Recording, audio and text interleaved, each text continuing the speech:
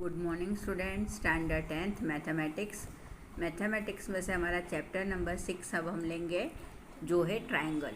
अब हमने standard 9th में ट्रायंगल पढ़ लिया है, इसी को हमें आगे पढ़ना है। स्टैंडर्ड 9th में हमने पढ़ा था कॉन्ग्रुएंस रूल, बराबर ना, जो ट्रायंगल पे अप्लाई होता था। अब हमें इसमें पढ़ना है इसकी सिमिलैरिटी। तो सबसे पहले आपको पता है कि कितने टाइप के ट्रायंगल्स होते हैं, इक्विलेटरल ट्रायंगल, आइसोसेलेस ट्रायंगल और स्केलन ट्रायंगल, बराबर ना। ये हम 7th 8th में भी पढ़ चुके हैं, इसलिए मैंने आपको इसमें नहीं बताया है। फिर इसके टाइप्स भी आपको पता है कि भाई एक्यूट एंगल ट्रायंगल होता है, ऑब्ट्यूस एंगल ट्रायंगल होता है और राइट एंगल ट्रायंगल होता है, बराबर ना। हमें इसमें मेन पढ़ना है इसकी सिमिलैरिटी। तो सबसे पहले हम देख लेते हैं कि डिफरेंस क्या है कॉन्ग्रुएंट में और सिमिलैरिटी में। हमने स्टैंडर्ड 9th में कॉन्ग्रुएंट रूल हमारा ट्रायंगल में पढ़ा हुआ है। तो वो रूल हमें क्या बोलता है? कॉन्ग्रुएंट रूल हमें बोलता है two triangles are congruent if their corresponding sides are equal in length and their corresponding angles are equal in measure, बराबर ना। कि दो ट्रायंगल तभी कॉन्ग्रुएंट होते हैं जब इसकी साइड और इसकी लेंथ और इसके एंगल्स जो है वो इक्वल होते हैं। अब हमें स्टैंडर्ड 10th में पढ़ना है सिमिलैरिटी। तो सिमिलैरिटी क्या है? तो सिमिलैरिटी है two triangles are said to be similar if their corresponding angles are congruent and the corresponding sides are in proportion. In other words, similar triangle are the same shape but not necessary the same size, बराबर ना। ये जो है हमारा shape इसका एक जैसा होता है, पर ये जो है हमारे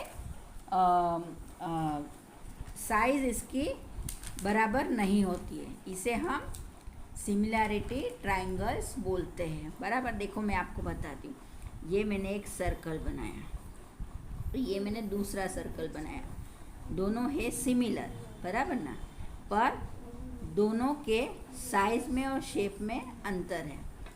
पर मैं यहाँ साइज और शेप की बात नहीं कर रही हूँ, मैं यहाँ सिर्फ सिमिलैरिटी बता रही हूँ कि ये भी राउंड है, ये भी राउंड है। ठीक इसी तरह से ये मैंने एक स्क्वायर बनाया और यहाँ पर एक बड़ा स्क्वायर बनाया।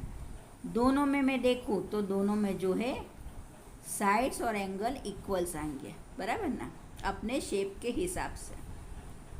अब ये मैंने एक ट्रायंगल बनाया और यहाँ पर मैंने दूसरा बड़ा ट्रायंगल बनाया। इसमें भी देखो मैं आपको बताऊँ कि ये जो एंगल बनेंगे और ये एंगल बनेंगे वो अपने शेप के हिसाब से इक्वल होंगे। तो इसे ही हम बोलेंगे सिमिलैरिटी ऑफ ट्रायंगल्स, बराबर। इसमें हम शेप देखते हैं, यहाँ पर हम क्या नहीं देखेंगे, यहाँ पर जो है हम इक्वालिटी नहीं देखेंगे। हमने कॉन्ग्रुएंट रूल में क्या करा था कि हमारा ये ट्रायंगल जो है एक ट्रायंगल दूसरे ट्रायंगल के बराबर इक्वल रहता था, तभी जो है हमारा कॉन्ग्रुएंट रूल अप्लाई होता था, बराबर ना। पर ये स्टैंडर्ड 9th में पढ़ा है और अब हमें स्टैंडर्ड 10th में पढ़ना है सिमिलैरिटी ऑफ ट्रायंगल्स। तो इसकी सिमिलैरिटी हमें बताना है। तो इसकी सिमिलैरिटी हम कैसे बता सकते हैं? तो two triangles are said to be similar when their corresponding angle are congruent and the corresponding side are in proportions, बराबर ना। अब देखो ये जो साइड है इसको मैं इसके प्रोपोर्शन में बता दूँ, इस साइड के प्रोपोर्शन में बता दूँ, इस साइड को इस साइड के प्रोपोर्शन में बताऊँ और इसको इसके प्रोपोर्शन में बताऊँ, तो मेरी ये सिमिलैरिटी प्रूव हो जाती है, बराबर ना। फॉर एग्जांपल देखो, ये मैंने यहाँ लिया 2 3 4 6, यहाँ पे आएगा, सॉरी यहाँ 4 6 और 9, बराबर ना।